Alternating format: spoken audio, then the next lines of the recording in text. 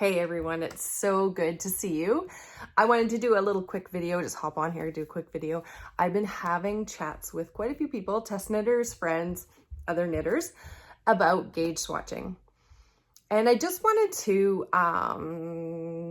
talk about just quickly a couple things that people have questions about, generally speaking, and it might not be something that everybody is necessarily aware of. So, the first thing is that when you are knitting a swatch for a garment, it is important to block your swatch.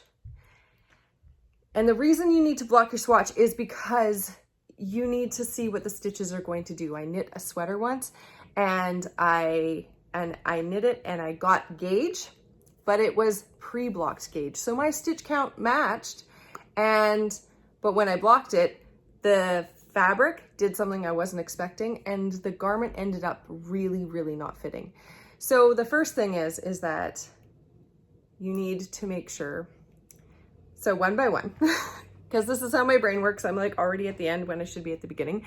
So the first thing is when you're doing a swatch, you need to do the swatch in the stitch pattern that it calls for. So it needs to be in the stitch pattern that you are going to be knitting the garment in. Usually the gauge where it tells you what your gauge should be, it will tell you the size that the measurements are taken from and the stitch that it's done in. So it might be stockinette stitch, it might be in a rib pattern, it might be in lace pattern, but you need to do your swatch in that pattern. It will also tell you if it is not blocked. And that is more common when you are doing like a shawl. Then it might say not blocked stitch. But if you want to have enough yarn and you're doing a garment, then you need to make sure that you do your measurements after you've blocked your swatch. The next thing is when you're doing your swatch, you need to add extra stitches to each end of your swatch so that the stitches you're measuring are all in the middle, so that it gives you a proper canvas of what the stitches are actually doing in the garment. The other thing is you will know how to do your swatch by how the pattern is actually knit. If you are doing in the round, top down raglan, then when you swatch in the round. You don't have to swatch, your stitches don't have to go all the way around. You can knit from one side to the other and then bring your yarn across the back and then knit from one side to the other and bring your yarn across the back, but you're knitting in the same direction. And that's important because your gauge changes whether you're knitting or purling. So if you're knitting, the garment is flat like a cardigan and it's knit flat, so you'll be knitting one way, purling the other, then that swatch you are going to need to knit flat. Okay, so that's when you do it flat, is when the garment is flat. You do it in the round when you're knitting in the round so that you can get the proper gauge. Now the other thing is once your swatch is blocked and you take your gauge, so you're measuring stitches and you're counting how many stitches per inch and how many rows per inch. If you have too many stitches, say the gauge is 4 inches and it's 20 stitches, and that's the pattern gauge.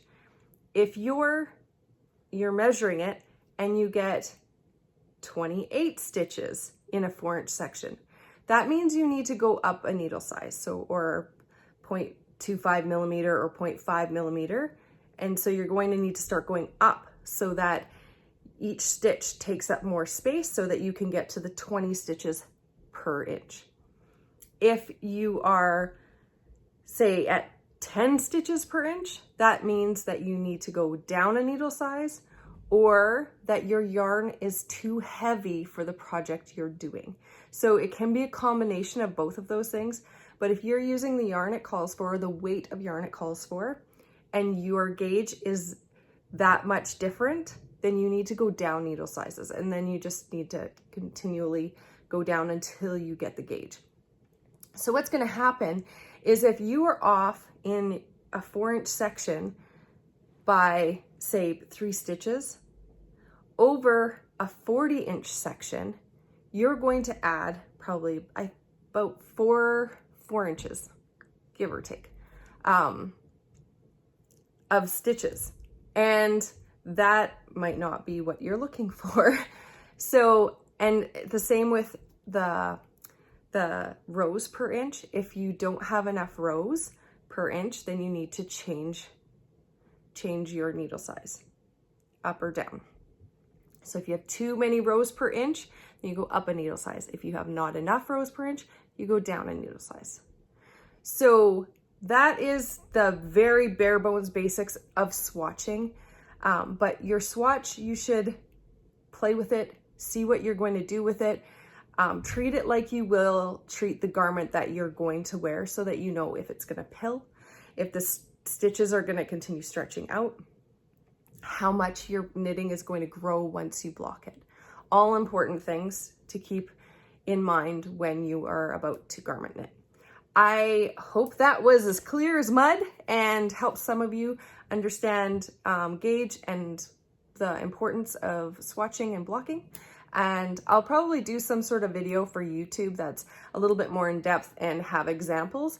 But I just wanted to put this out there for anybody who's like just needing that information, because it's not necessarily something that everybody is aware of, and it is definitely information worth having in your toolbox.